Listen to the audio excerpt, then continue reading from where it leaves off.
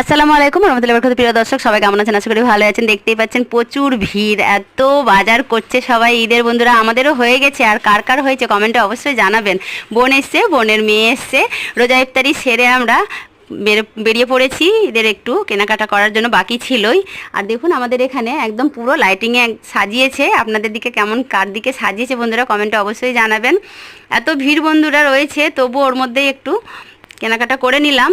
আর এখানে যেতে যেতে দেখতেই পাচ্ছেন পুরো একদম লাইটিংয়ে দুই দিকে রাস্তাগুলোর দিকে এত সুন্দর করে সাজিয়েছে বন্ধুরা। আর এটা বড় মসজিদ, বড় মসজিদটাকে একটু সুন্দরভাবে সাজিয়েছে। আমার পুচকুকে নিয়ে যায়নি, যে এত ভিড়ের মধ্যে নিয়ে যাব না।